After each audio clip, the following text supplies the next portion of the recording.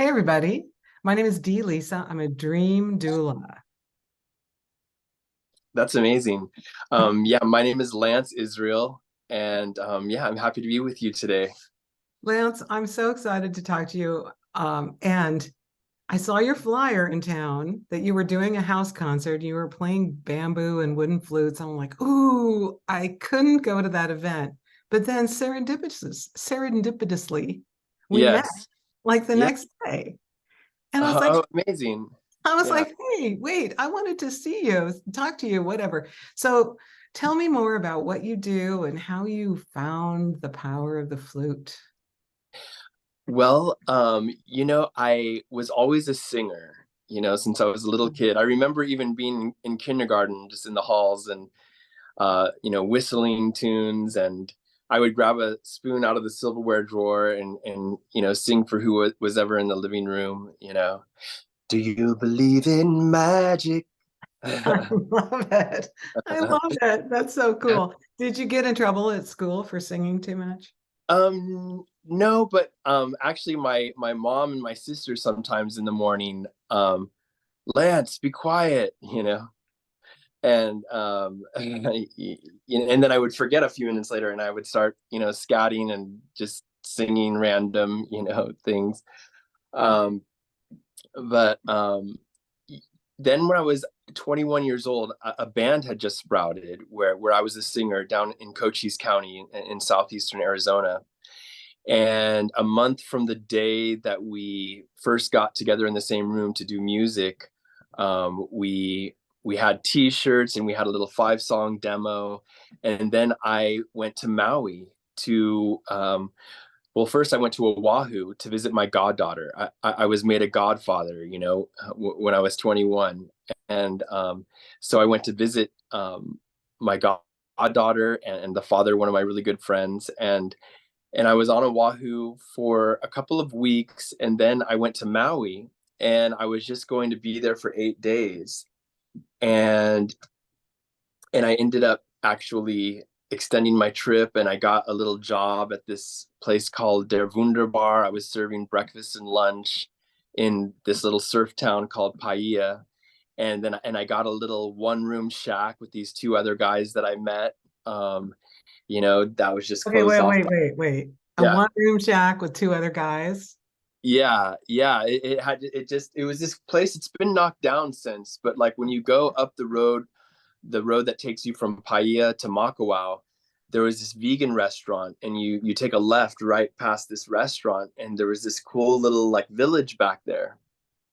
And so yeah, I lived there, and I that's where I ended up, being given my first flute. And I was having this amazing experience where I was having all these amazing synchronicities, things that I wished for or had intentions for were appearing in a very timely fashion. And I remember it dawned on me at that time, like, wow, this is what grace is.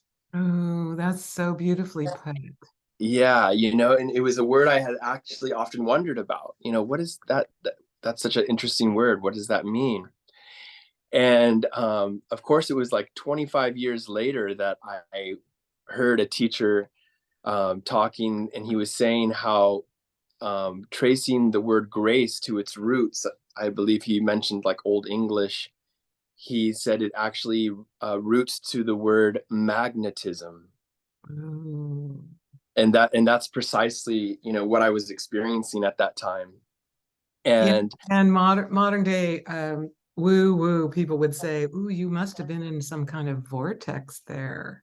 oh my goodness, well, yeah, if it's almost Maui is almost like that experience I had there is almost like the definition of a vortex, Yeah. where it just really felt like um the energy was concentrated, and having things appear, you know almost instantly, it felt like, um and so I there were a few things that I put out, into the universe while I was there. um One was that, I want my life to be about these three things: music, healing, and traveling.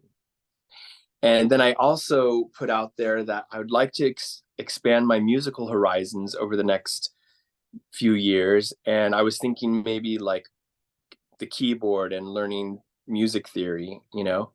And then I was given this little bamboo flute, you know, this little unassuming little transverse flute. And the interesting thing was about it is I actually met the guy who made that flute before I met the person who ended up giving it to me. Wow. Okay, Yeah. so the person that gave it to you got it from the man who built it, Yes. and then you eventually met the flute builder. Yes. And then actually, we were all three in the same room before I left the island. We were actually at the flute maker's house. And when I pulled that flute out, he was like, let me see that. He's like, you know what? I actually made this flute. Wow. And so that was amazing. And that was the beginning of what I call the unexpected magical flute journey. You know, I never planned on playing the flute at all. Um, and then 3 years later, the flute maker came to visit me in Flagstaff. And before he came to visit me, he sent me a couple things. First, he sent me this CD called Shakuhachi Zen. And then he sent me a letter that included a Polaroid picture of his shakuhachi. And for those that don't know, the shakuhachi is a flute that's traced back over 1,400 years with traces in Egypt and China. And then it found its home in Japan, where it was used in some Zen Buddhist monasteries as a tool for meditation. And they actually considered the music to be secondary to the meditation that it provided for both the player as well as the listener. Oh, And so it was really a tool for meditation. And um, honestly, it couldn't have come into my life at a better time. You know, I was about 24 years old, and I was on the verge of the band was about to break up. My relationship was about to break up, and I, you know, was soon to be, you know, on a journey to extend my experience and knowledge of what grace is, where I narrowed all my belongings down to one of my first little flute bags, and, you know, which had a couple of flutes and like a change of clothes. Um, and I basically, you know, lifted up my hands, so to speak, and said, okay, I've heard always that life is a gift. And so here I am, have your way with me, you know? wow. And Oh, yeah, it was funny because leading up to that time, as I was narrowing down my belongings, I had lost my sleeping bag. And I had this like backpack, you know, like a wilderness backpack. And I thought, well, if I don't have a sleeping bag, I really don't need this big backpack. And so I gave that away too, which in itself is a really interesting story. But it was beautiful because as I journeyed and I did some hitchhiking and traveled around a bit, um, you know, putting myself in that kind of a vulnerable position allowed me to witness the providence of God, basically, you know, to where it was like, um, you know, I never went hungry. I never like was without shelter, you know, and just the way the things that I needed would appear when I needed them, you know, was very encouraging, you know, and it made me feel like, you know, I wasn't alone in the world, and that there was something larger than myself that was looking after me. now, Lance, let me ask you a question because I think some people listening to this will be like, "Oh, that just sounds sad. Story sounds too cheerful, and everything's working out." Did you have any doubts or worries while you were living this graceful life, or I mean, did you have a dark night of the soul? what there it couldn't have I, been 100% positive.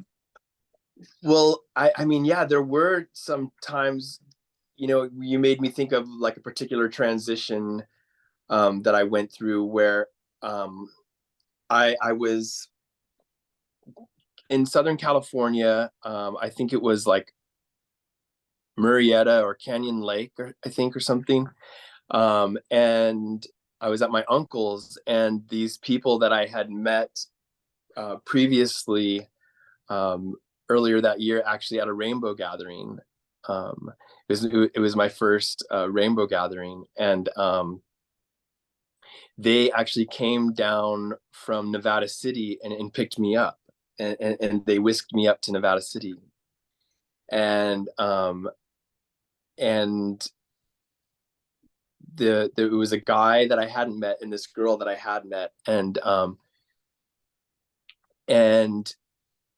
it was like once we got there, there was some good times by the river and stuff, but then all of a sudden the girl that had come to get me, she kind of um, went cold on me, and kind of like all of a sudden that chapter, that part of the story kind of wrapped up unexpectedly, you know and so, and then I was in Nevada City, and it was like, wow, that was really a kind of like an uncomfortable transition. And then I was like, okay, I'm here, and I have no idea, I have no clue about what's next, or where to go, or what to do. And I was walking, and I was walking past this bus stop, and I met this woman, and her name was Joy Heart. And we had an immediate connection, and she was probably about a generation older than me, and she invited me to come stay at her house. And Wait, you're at a bus stop. You just meet yeah, this random woman, and yeah, you're I like, wasn't even trying to catch a bus, I was just walking. I walked, no. and it was crazy because it was like the contrast of, you know the difficulty that this other woman was experiencing, and kind of the way that it reflected on me, and the negativity that was there. It was kind of like jolting and unpleasant, and and then all of a sudden, in contrast, out she goes stage left, and enter, stage right is this woman of, Joy Heart, you know and she invited me to her house, and she said, I'm going to this thing tonight. It was like a class of some kind or something, and she was like, but, feel free to come in. I'll have dinner ready for you, like on the stove, and I have a clawfoot tub. Feel free to take a bath, and just take care of yourself. And she literally trusted me right away. There was this trust, and she invited me to her house, and to be there while she wasn't there. And of course, yeah, so I got there, and there was food, and I took a nice bath, and the journey continued. um and Wow. and actually, it was during that time that I remember thinking, if I ever get married and have kids, I want them to experience this, because it's so amazing. It really, like, um there's this fertile soil in the world, where when your roots reach deep into it, you know you feel more connected, you know Yeah. and it's like it helps quell a lot of different kind of anxieties or fears, about the unknown, about, having our needs met. And and so, of course, years later, I did get married, and I did have kids, and we did have opportunities to kind of go on some of these fly by the seat of your pants tours, and um, you know witness the beauty of what happens when we let go of our fears, and our Mm. limitations, and we decide, we intentionally make the decision to trust Yeah, I think that. that's most people's fear. When their fears come up, first of all, probably the original fear that everyone has, or the mistaken belief, is that they're not enough. They're not good enough. Right, Can't do right, something. And then most humans have this fear that they want to know what's going to happen next. But what's going to happen next is 100% always a mystery. Even if you think you know what's going to happen next, right, no. And so right, it sounds like you've just fallen into the mystery of life, and you let life just show you amazing, beautiful, fantastic things, and that's what you expect. right. Yeah, more and more that exactly. And and throughout life, coming up to different forks in the road, Mhm. or being in situations where there's a lot of unknown variables, and my capacity to trust is challenged, or being stretched. I didn't have to reach back too far to remember that, well, everything has been taken care of up to this point. Yeah, why yeah. why should I, think any differently Oh, that's now? beautiful. You know and because that is essentially, um I think, something that's so integral to the human experience, is that, you know how to express this. I kind of, um was brought into a really wide space, um but we come as humans. I believe, where I am now, I really believe that we all come from a beautiful place, of love and of truth, and we all return to that place. Yes, I agree. And something that I've asked myself recently is that if we, as souls, come pre-existed, before we were born, in a place that of all knowing and of love, why would we come down to this world that has, so much chaos and uncertainty, and the things that, life has reflected back to me, in the midst of this inquiry, is that we all volunteer for a diminished state, Mhm. The basically. human state is A, definitely a new state from the soul. e- right, and which includes a certain amount of forgetfulness, Hmm. Hmm. because that dynamic in this third dimension, gives us a lot of amazing opportunities to have varied experiences, so that we, as souls, can know things experientially, you know Right. And don't you, I think you're living this, what I've heard recently that really resonated with me was that we're down here have in Earth School having these human bodies and these yes, experiences. And what we're here to remember is that we are co-creating this life, that we get to dream up our life and it happens the way we think it will or believe it will, or in some, or as our dear friend Reverend Marilyn says, yes, pray that there's three answers. One, yes. The second answer is not yet. And the third answer is here's something even better. I love that. Isn't you, that cool? yeah, it is. That's beautiful. And actually, what you were saying, it brings me back to where I was, where I kind of, lost track of where I was going, but it's like that, what you're saying.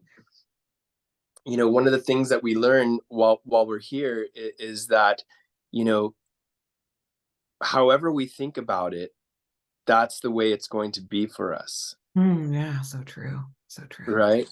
And so, for myself, like putting myself in vulnerable positions, and seeing that things work out in a very synchronistic and beautiful way when we allow and things to unfold, and we trust, that the best will be, you know this becomes part of our thought pattern, and whatever patterns that we're producing, you know become the self-fulfilling prophecy, Yeah, in our lives. it's like the Henry Ford quote, dude, and I'm paraphrasing, so I might have the words wrong, but if you think you can or if you think you cannot, you're right. Yeah, either way you're right. Yeah, Either way you're right, yeah, and so considering that, um is pretty amazing. There's an incredible freedom there, and it puts us, you know in a place where we have a choice. And if we lay it before us and we see that, wow, okay, I have a choice. If I perseverate on all of my fears and anxieties, um you know they're they're more likely to come to pass hmm in a certain way, or at least breed more fear and more anxiety. right. you, Yeah. you know but if we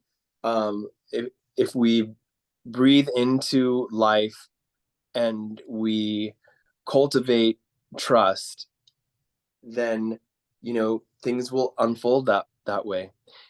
And it's wonderful. It's an amazing thing to witness. um and it really is, in a certain way. It's beyond words. I mean, we love to, you know talk about it and explore, and it's wonderful fun. um but yeah, that's probably that's another reason why, like, well, for me, I write songs as well, and poetry. And yeah, I don't know, again, I kind of got a little bit lost in the bundle of I love that. thoughts I love that. swirling around there. I have two questions for you, and this will Sure. throw you off into another realm. Um, Okay. you have a couple of kids, is that correct? Yes. And I'm going to guess that you're so spiritual and you're so into the everything flows this way and that way that maybe your kids are engineer brains or mathematicians. Something, what? Or are they following in your footsteps to really be mystical and magical like that? um well, yeah, that's interesting. I remember my daughter, when she was about 9 years old. She had a list that she wrote and taped to her door about how she was going to become president of the United I States. love it. I'll vote Yeah, for her.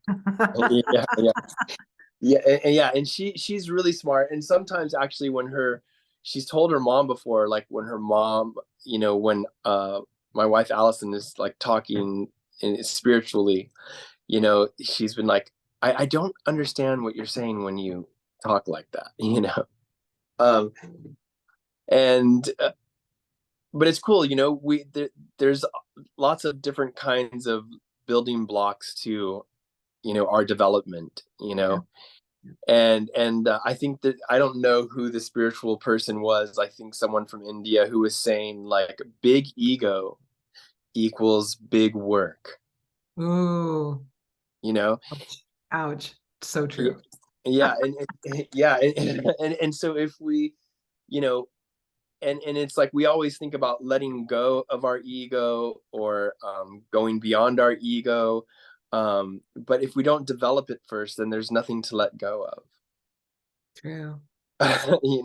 And there and that's the whole thing. If there's no anxiety, there's no unknowns, there's no leap of faith. True. I you mean, I think about that sometimes with people I know and people I work with. They're like, if there's no true sorrow, you can't know true joy. If Right, if there's no pain, then you can't get out of the pain. If you've never been cold, you don't know what hot is.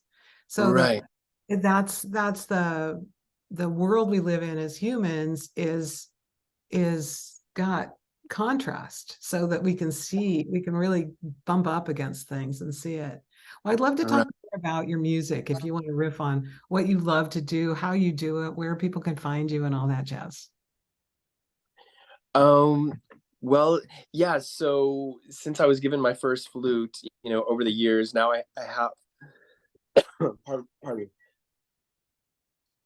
Okay, are you going I to have tell a, me you have like more than 100 flutes? no, I have a core collection of about 17 flutes. Oh, okay. And then through the years, sometimes I'll have a bundle of flutes from a flute maker. There's one I've been working with this year. And so, I'll have flutes to pass along.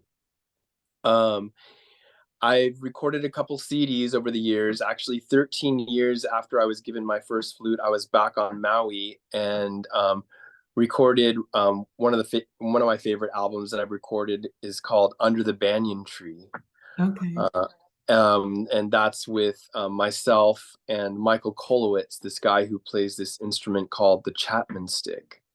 And that was recorded live underneath the banyan tree in Lahaina. Um, What is and the Chapman stick? Tell us more. the Chapman stick is this incredible instrument that was invented in the 70s, Mm. and it has a wide fretboard, and it has basically like six bass type strings and six guitar type strings.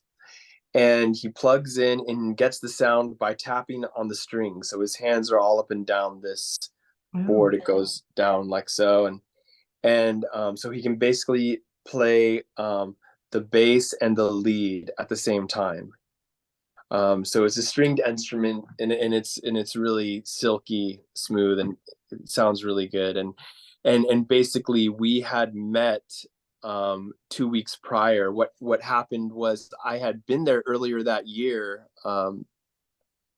It was 2007, and earlier that year I was there, and I actually had a chance to play at the artist market that they have on some weekends under the banyan tree.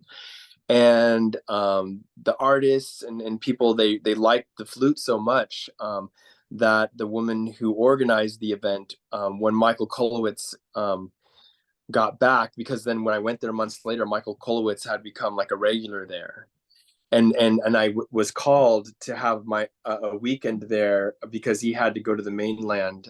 I think his father was ill, and so I played a weekend there, and it was amazing. Um, Back in the day when CDs, were actually a thing that sold. I sold over $500 worth of CDs on Saturday, Oh, and sweet. and over 300 on Sunday. It's like the longest gig in the world, 9 a.m. to 5 p.m. And Hmm. so the woman who organized the event, she asked Michael when he got back, would you be open to sharing the space with another musician? And he said, sure. And so we had our tables set up, and we were in proximity of each other there. And, he would play a couple of songs, and then I would play a couple songs. And it was a natural rhythm because inevitably people come up to your table and they want to talk to you and look at your CDs and stuff. And so at one point he said, let's play a song together. And so we played a song together, and our wives were there, and they were like giving their nods of approval. And then like 30 minutes later, we played another song together. And then this woman walked up to his table and said, do you have anything with that, like what you guys just played? and, Like not yet. and yeah, and he looked over at me and he's like, we're gonna have to make a CD. And so 2 weeks later, the second weekend that we worked together, that he brought all of his recording equipment, and we recorded live under the banyan tree Saturday and Sunday. And then we got together later and listened through, and picked the songs we wanted to be on the album. So the And album is recorded live while you're doing this Sunday event. yes. Oh, that's cool. Yeah, and it's amazing. It sounds like it's recorded in a studio. Like it's beautiful. That's so And cool. yeah, and all the songs, I mean, it's talk about trust, and letting things unfold. I mean, all of the songs are improvised, and it's two duets and a flute solo, two duets and a flute solo all the way down, and it's about 5 seconds short of an hour. An hour of just some really lovely instrumental music. Yeah. Would that music be appropriate for listening to while you're meditating? Absolutely great for meditating. People use it in their massage practice, their yoga practice, Mhm. and some people put it on for themselves or even their kids, for bedtime. I love it. Yeah, yeah, which is also something that, like, I have one shakuhachi that's really long and deep, and I would use that to put my kids to sleep. And then I played music at the bedside at the Flagstaff Medical Center for over 4 years. And I would use that flute when people were having a hard time falling asleep or they just wanted to sleep. Mm. And I snuck out of many hospital rooms, Wow. after So after like having people fall like asleep. the Pied Piper, but you put people to sleep, you don't make them follow you. Yeah, yeah, yeah, exactly. Just stay right there. Yeah. Uh, I um, love that. So you'd play until they slept, and then you'd play a little bit more, and then you'd sneak out of the room. Yeah, yeah. And so you can find that album, Under the Banyan Tree. You can find it on YouTube and Spotify and pretty much any streaming service. Okay. Yeah. And I guess one of the things also that's really come into play with the flutes is, like, as I was gathering different flutes and I had these amazing instruments, I was really I remember times just asking, like, wow, looking at these flutes and going, how do you want to be used? You know? And Mhm. especially like with the shakuhachi, the meditative aspect of it, I thought this would be really good with hospice. Mhm. And so I was in Flagstaff when I thought of that, and I went about looking for an opportunity to play for hospice situations, and that's when I found music at the bedside at the Flagstaff Medical Center, and so I did that for 4 years. Um, and then some years later, I worked for a residential treatment program for at-risk youth, and I had a unique position on the clinical team as a meditation specialist and a spiritual counselor. And That sounds so satisfying. I bet that was the greatest job ever. it was really wonderful. And then actually, and I over 90% of the youth that we were working with were Native American kids from different tribes in Arizona and New Mexico, and it was great. Some of the psychologists on the team, I remember one of them saying, it used to be that like maybe 1 out of 6 kids are resistant to counseling, but now it's like 5 out of 6, and it's really hard, to reach these kids these days. And they would say, see what you can do with this kid. He's resistant to counseling. He's got all, these different list of, issues that he's struggling with. And there were many times where on my first time out with one of these kids, we would have an amazing breakthrough session, you know complete with visions and tears, and um, Mm. you know and so I was already, because I went to the School of the Healing Arts years before that, and I worked with this healer in San Diego. I partnered up with him for over a year, and we actually went to Hawaii. We worked on the Big Island, and um, so I've been gathering for years these pieces of the puzzle for, tools that help in the healing journey for people, and then working with these kids at, so much in a row, um, is where it seemed like a method a structure for healing and counseling really revealed itself really clearly through this work. And one of the things that the way I unfolded with them was there was an urban trail right next to the facility, and first I would walk with them, and then I found out later through studying neuroscience and how the brain learns, walking with someone is amazing for developing rapport. Yeah. Yeah. Especially with boys. Uh-huh. Most of the kids you helped boys. There was a boys center and there was a girls center. Right. Because I've heard that if you want to get girls to talk about their feelings, they'll just tell you. Right. If you want to get boys to talk about their feelings, you have to do some activity with them. And while you're doing the activity, either playing ball or walking or running, then they'll share. Exactly. So it was mostly groups that I did with the girls. And the individual sessions were mostly with the boys. And then we would get to, a peaceful place, and sit down. And then I would, introduce a flute, and then I would cue up a meditation, Cool. let the music do the work of giving your mind something to focus on. And just take some deep breaths and relax. And as you relax, you open, and just be open and see what you experience. Sometimes when people are listening, they close their eyes and they might see something in their mind's eye. You might have a memory. You might have just a general feeling of peace and well-being. And then feel free to hold the meditation for as long as you want after the music stops. And then when you're ready, we'll check in and we'll see what each of us experienced, I love that because it's so opposite of the counseling uh, reality. Like you got to Yeah, you talk about this, let's ask you about this, blah, blah, blah. And I love the idea that they say they're counseling resistance. Well, obviously right. that method doesn't work, but going within works beautifully because that's really Yeah.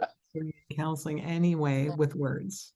Yes, exactly. Because sometimes, I mean, it happens, obviously people in counseling are, trying to help, and, but what happens sometimes is, like, the counselor has an agenda, Mhm. um, you know, and, when and then the person being counseled, also has an agenda and sometimes it's, not in line, so there is like that resistance, right?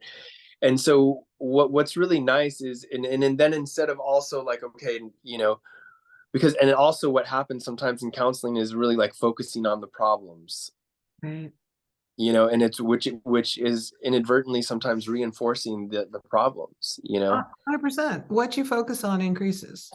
Yeah. And so it's nice to just using the flute to really clear the table, clear the heart, clear the mind, and just open, and then see what comes up, and see what is the next step for us, you Mm. know, so that perhaps we can experience a little bit more harmony in our lives, and we can take some steps forward, in a way that is good, and that in a way that nurtures us, and so yeah, that was amazing. And so um and then I also some years later I worked at a school in a pilot program um that was integrating these ideas of neuroscience and how the brain learns, and some other different concepts like the zones of regulation. And I had this room, it was called the Otter Zone.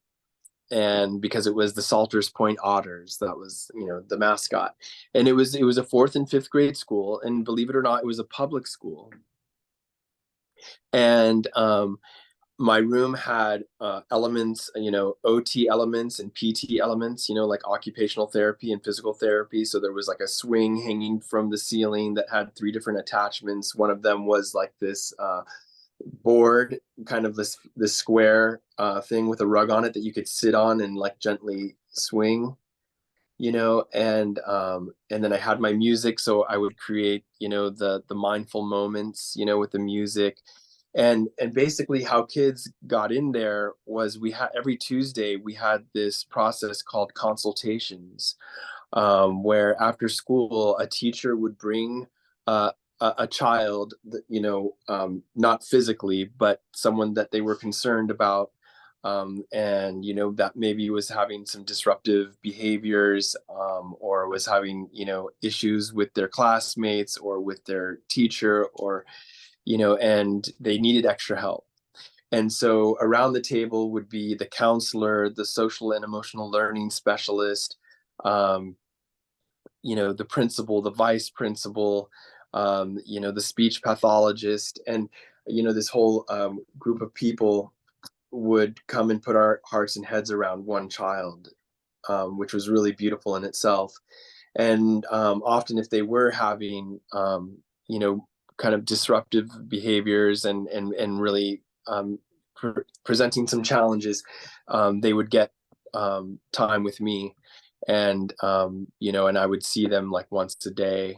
There was a couple that I saw twice a day. There was a few that I saw like 3 times a week, and I would basically have these 15 to 20, 25 minute sessions with these kids every day, and I took data on all of the visits, and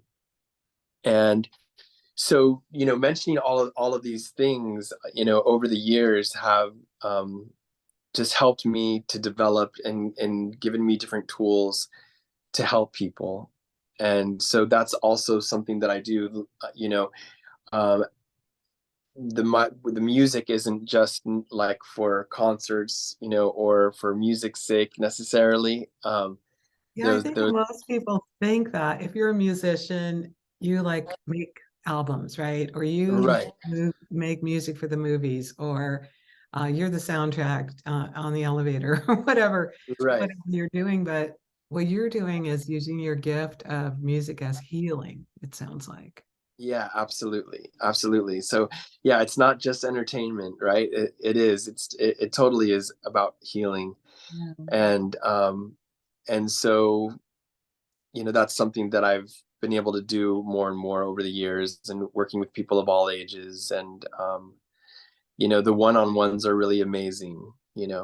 It's great, of course, just like anything. The group dynamic is wonderful, um, but then of course, with one-on-one, we can you know hone in more on um, things that are particular to that individual. And it's amazing, what it does. That's the thing too. I mean, what is it Tesla, or there's a quote about thinking about the world in terms of frequency Yeah, frequency and energy. Is and that what? energy, right?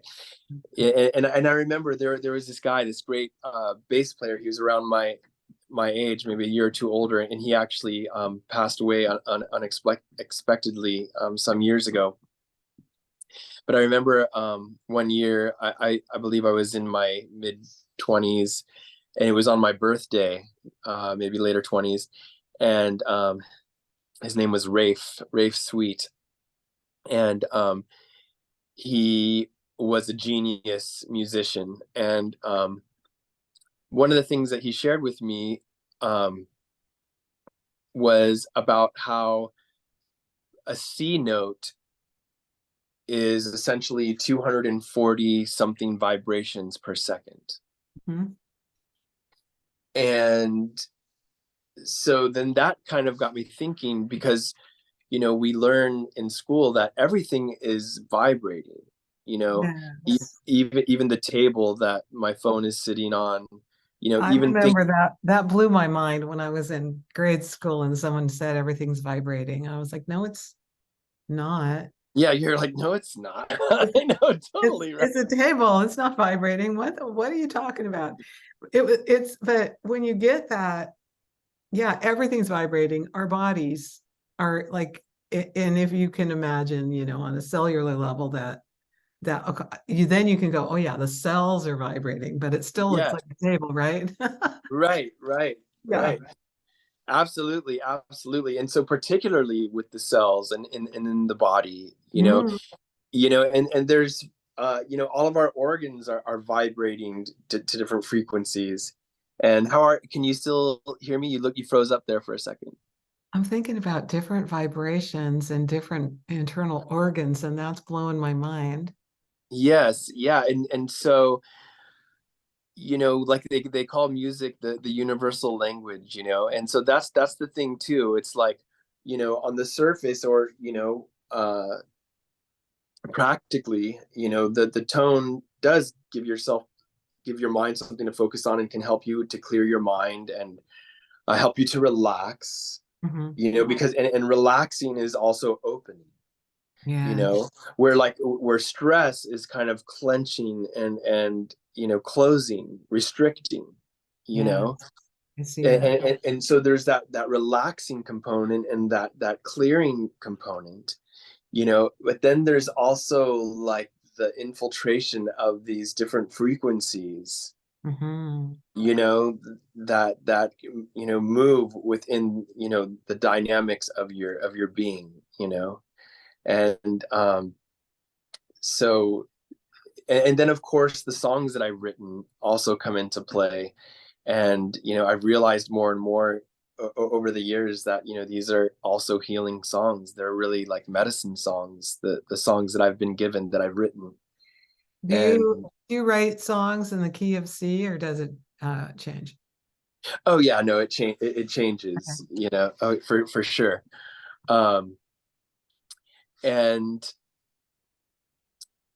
so yeah, the music for healing and meditation is um really the focus Hmm. for both the flute playing and the songs that I write on the ukulele and the guitar. So great. Oh my Yeah. God. I want to just thank you today, Lance, for our chat today. You've taken me way down. We could talk for hours and hours and hours and hours. Perhaps in the future we will. We will chat again because it's so fascinating. So what's your passion right now that if anybody's listening to this and you want to share something, what would it be? Perhaps. um well, my my passion in the midst of all of this is to help people to remember how deeply loved and intimately connected we are. Oh, that's beautiful. And I invite people to reach out to me. You can email me. My email address is really easy. It's love@lanceisrael.com, and Israel spelled like the country. So LOVE.LANCEISRAEL.com. Feel free to message me if there's any way I can help, or you'd like a private session, or you'd like to host a house concert, or an evening of music for healing and meditation at some venue that you have in mind. Um, so yeah, that's really my basic drive and motivation, because I think that if we as people realized to a greater degree how deeply loved and intimately connected we really are, I think that the world could change overnight. Wow, 100%. I totally agree. Deeply loved and intimately connected. That's what we are. Yeah. Thank Yeah. you. Thank you. Thank you. And goodbye, everybody. Thanks for listening. Yay. Thank you so much.